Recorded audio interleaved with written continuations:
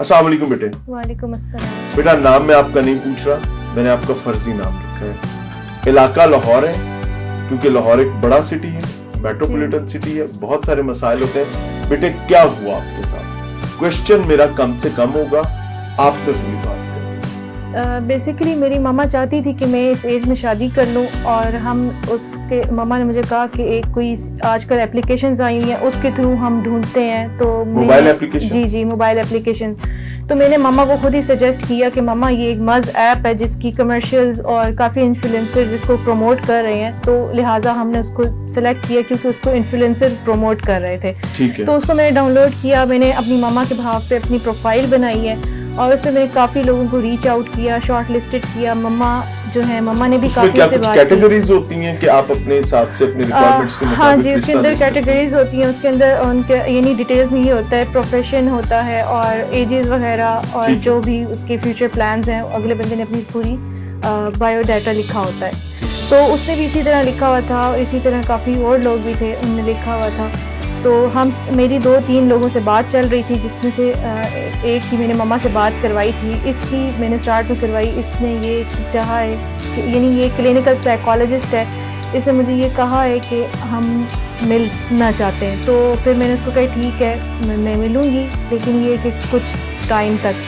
तो फिर मेरी मम्मा ने कहा कि तुम एक दफ़ा मिल के देख लो। कितने दिन आप इससे राब्ते में रहे? 4 तक अप्रॉक्स 4 या 5 डेज मैक्सिमम।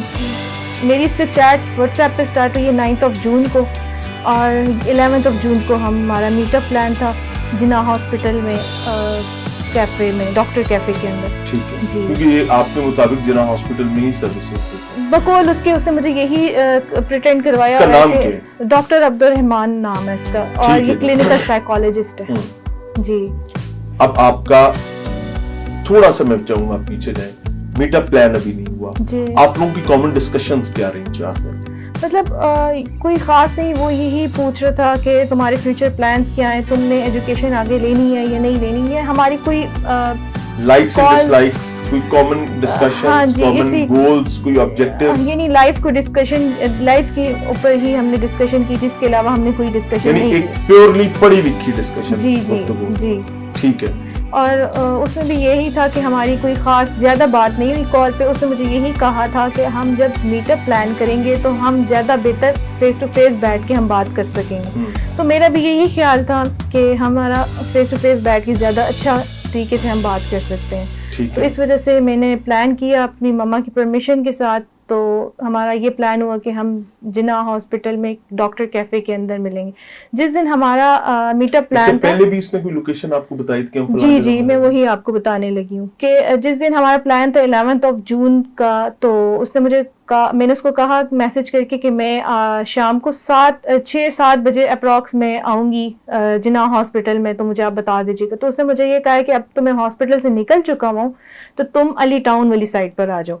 अच्छा। तो मैंने अपनी मम्मा से डिस्कस किया कि मम्मा वो इस तरह मुझे बता रहे कि आप अली टाउन वाली साइड पर आ जाओ। तो मेरी मम्मा ने मुझे कहा कि नहीं, अली टाउन वाली साइड पर नहीं जाना, उसे कहो किसी पब्लिक प्लेस पर मिलता है तो ठीक है।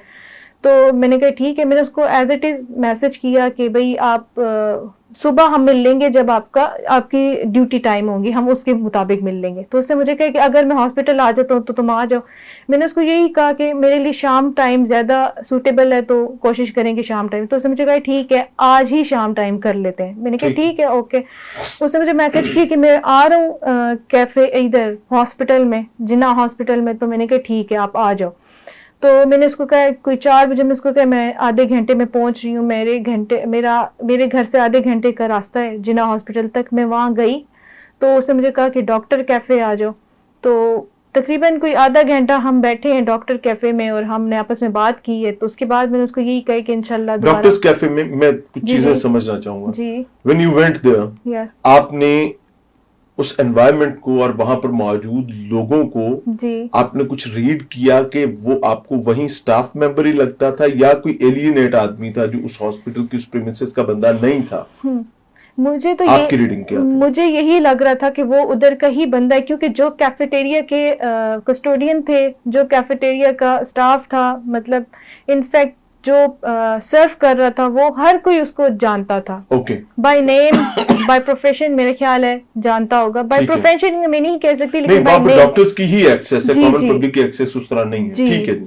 اچھا جی. دین تو پھر اس کے بعد جو ہے ہماری تقریباً آدھا گھنٹہ بات ہوئی ہے, تو اس نے مجھے کہا کہ ٹھیک ہے. میں نے ہماری جو بھی نارمل طریقے سے بات ہوئی ہے کہ ہماری یہ پلانز ہیں, اس نے مجھے بتایا کہ میں فیوچر میں اپنا کلینک کرنا چاہ رہا ہوں. اس نے مجھے کال پہ پہلے یہ کہا تھا کہ میں ایک علی ٹاؤن میں میرا ایک کلینک ہے.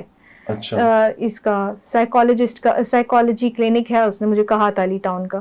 لیکن یہ کہ جب میں گئی ہوں تو اس نے کہا میرا فیوچر پلان ہے کہ میں نے کرنا ہے کلینک. اوکے. تو پھر اس کے بعد میں نے کہا چلیں ٹھیک ہے. اب میری ماما نے مجھے کہا تھا کہ گھر جلدی آ جانا, تو اور میں آدھا گھنٹہ بیٹھی اور اس کے بعد میں نے اس کو یہی کہا کہ میں اب گھر جاتی ہوں.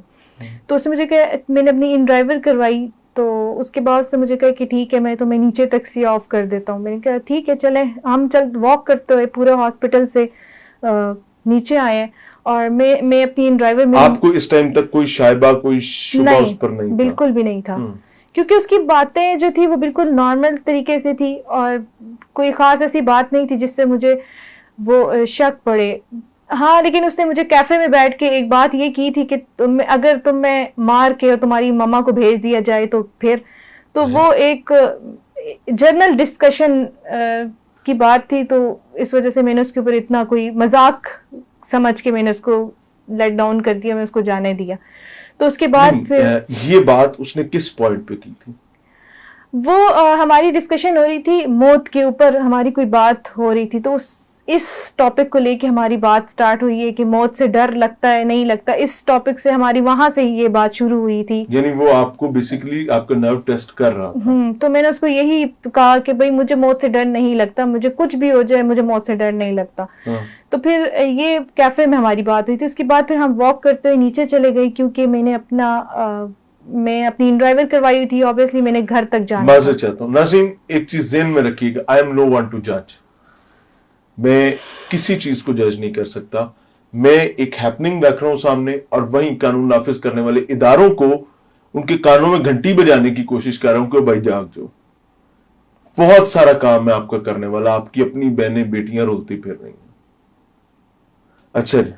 پھر اس کے بعد جب ہم مین گیٹ تک گئے جناح ہاسپٹل کے, کیونکہ میں ڈرائیور کروائی تھی, میں انہی کو ڈھونڈ رہی تھی, تو مجھے ایک ہی گیٹ کا پتہ تھا. میں اس گیٹ تک گئی تو میں اپنی ڈرائیور ڈھونڈ رہی تھی. اتنے میں اس نے مجھے بائی فورس گاڑی کی طرف کھینچا ہے. تو میں نے نہیں سوری, اس سے پہلے مجھے یہ کہا ہے کہ میں کہہ رہا ہے ہولڈ یور ہینڈ. میں نے کہا کہ نہیں, میرا تمہارا ایسا کوئی وہ نہیں ہے. اوبیسلی میں میری ماما کی طرف سے اس طرح کی کوئی پرمیشن نہیں ہے, ماما کی طرف سے یہ اوبیسلی میں اپنی طرف سے ایسی کوئی پرمیشن نہیں ہے.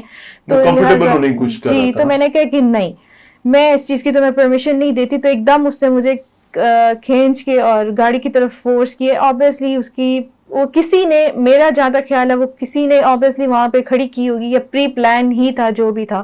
گاڑی آپ کی روڈ پہ کھڑی تھی؟ جی, مین گیٹ کے اوپر. اچھا.